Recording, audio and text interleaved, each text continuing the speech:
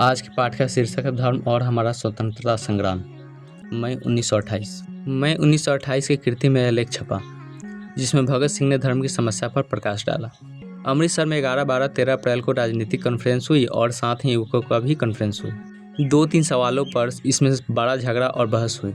उनमें से एक सवाल धर्म का भी था। वैसे तो धर्म का प्रश्न कोई न उठाता, किंतु सांप्रदायिक संगठनों के विरुद्ध प्रस्ताव पेश हुआ और धर्म की आड़ लेकर उन संगठनों का पक्ष लेने वाले स्वयं को बचाना चाहा। वैसे तो यह प्रश्न कुछ देर और दबा रहता, लेकिन इस तरह सामने आ जाने से स्पष्ट बातचीत हो गई और धर्म की समस्या को हल करने का प्रश्न उठा। प्रांतीय कॉन्फ्रेंस की विषय समिति में भी मौलाना जफर अली साहब के 5-7 बार खुदा करने पर अध्यक्ष पंडित जवाहरलाल ने कहा कि इस मंच पर आकर खुदा न कहे। आप धर्म के मिशनरी है तो मैं धर्महीनता का प्रचारक हूँ। बाद में लाहौर में भी इसी विषय पर नौजवान सभा ने एक मीटिंग की, कई भाषण हुए और धर्म के नाम का लाभ उठाने वाले और यह सवाल उठ जाने पर झगड़ा हो जाने से डर जाने वाले कई सज्जनों ने कई तरह की नेक सलाहें दी। सबसे जरूरी बात जो बार बार कही गई और जिस पर श्रीमान भाई अमर सिंह जी झबल ने विशेष जोर दिया, वह यह थी कि धर्म के सवाल को छेड़ा ही न जाए। बड़े नेक सलाह है। यदि किसी का धर्म बाहर लोगों की सुख शांति में कोई विघ्न डालता हो तो किसी को भी उसके विरुद्ध आवाज़ उठाने की कोई ज़रूरत नहीं हो सकती। लेकिन सवाल तो यह है कि अब तक का अनुभव क्या बताता है। पिछले आंदोलन में भी धर्म का यही सवाल उठा और सभी को पूरी आज़ादी दे दी गई। यहाँ तक कि कांग्रेस के मन से भी आयतें और मन पढ़े जाने लगे। उन दिनों धर्म के पीछे रहने वाले कोई भी आदमी अच्छा नहीं समझा जाता था। फलस्वरूप संकीर्णता बढ़ने लगी। जो दुष्परिणाम हुआ वह किसी से छिपा नहीं है।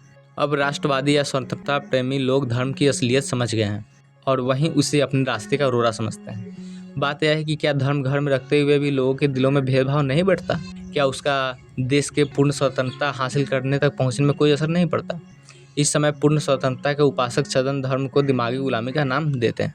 वे यह भी कहते हैं कि बच्चे से यह कहना कि ईश्वर ही सर्वशक्तिमान है, मनुष्य कुछ भी नहीं, मिट्टी का पुतला है, बच्चों को हमेशा के लिए कमज़ोर बनाना है, उसके दिल की ताकत और उसके आत्मविश्वास की भावना को ही नष्ट कर देना है।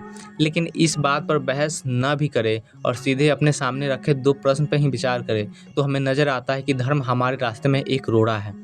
मसलन हम चाहते हैं कि सभी लोग एक से हों, उनके पूंजीपतियों को ऊंच नीच की छूत अछूत का कोई विभाजन न रहे। लेकिन सनातन धर्म इस भेदभाव के पक्ष में है।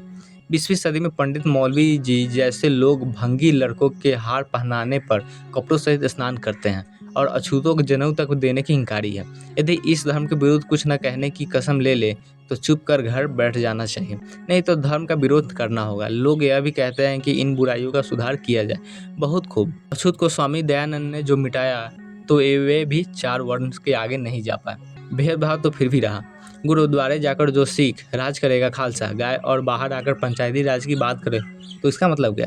धर्म तो यह कहता है कि इस्लाम पर विश्वास न करने वालों को तलवार के घाट उतार देना चाहिए। और यदि इधर एकता की दुहाई दी जाए तो परिणाम क्या होगा? हम जानते हैं कि अभी कई और बड़े ऊंच भाव की आयतें और मंत्र पढ़कर खींचातान करने की कोशिश की जा सकती है। लेकिन सवाल यह है कि इस सारे झगड़ों को छुटकारा ही क्यों ना पाया जाए। धर्म का पहाड़ तो हमें हमारे सामने खड़ा नजर आता है।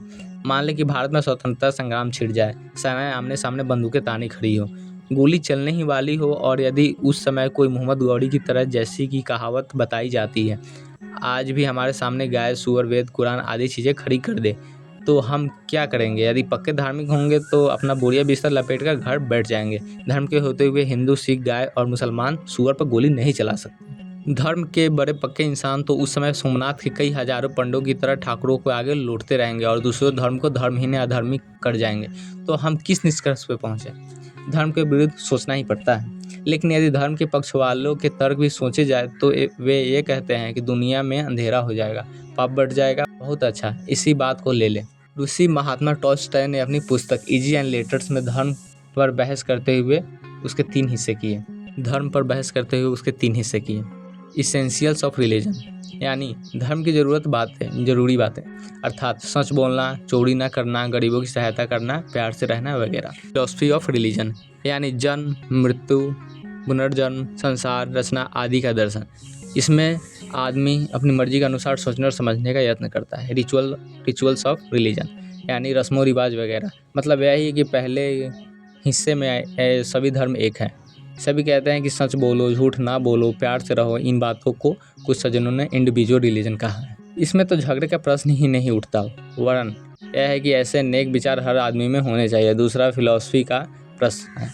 असल में कहना पड़ता है कि philosophy is the outcome of human weakness, यानी फिलॉसफी आदमी की कमजोरी का फल है। जहाँ भी आदमी देख सकते हैं वहाँ कोई झगड़ा नहीं, जहाँ कुछ नज़र ना आया वहीं दिमाग आना शुरू कर दिया और खास निष्कर्ष निकाल लिया। वैसे तो फिलॉसफी बड़ी ज़रूरी चीज़ है, क्योंकि इसके बगैर उन्नति नहीं हो सकती, लेकिन इसके साथ साथ शांति भी ज़रूरी है। हमारे बुजुर्ग क्या गए हैं कि मरने के बाद पुनर्जन्म भी होता है। ईसाई और मुसलमान इस बात को नहीं मानते। बहुत अच्छा, अपना अपना विचार है। आइए प्यार के साथ बैठकर बहस करें, एक दूसरे के विचार जान लें, लेकिन मसला तानसुक पर बहस होती है तो आर्य समाजियों और मुसलमानों में लाठियाँ चल जाती हैं। बात यह है कि दोनों पक्ष दिमाग को, बुद्धि को, सोचने समझने की शक्ति को ताला लगाकर घर रखाते हैं। वह समझते हैं कि वेद में ईश्वर ने इसी तरह लिख दिया है और वही सच्चा है। वे कहते हैं कि कुरान शरीफ में खुदा ने ऐसे ही लिख दिया और यही सच है। अपने सोचने की शक्ति, पावर ऑफ रीजनिंग को छुट्टी दी हुई। जो फिलॉसफी हर व्यक्ति की निजी राय से अधिक महत्व न रखती हो, तो एक खास फिलॉसफी मानने के कारण भिन्न गुट न बने, तो इसमें क्या शिकायतें हो सकती हैं। अब आती है तीसरी बात, रस्मो रिवाज। सरस्वती पूजा वाले दिन सरस्वती की मूर्ति का जुलूस निकालना जरूरी है। उसमें आगे आगे बैंड बजाना भी जरूरी है। हैरीमन रोड के रास्ते में एक मस्जिद भी आती है। इस्लाम धर्म कहता है कि मस्जिद के आगे बाजा न बजे।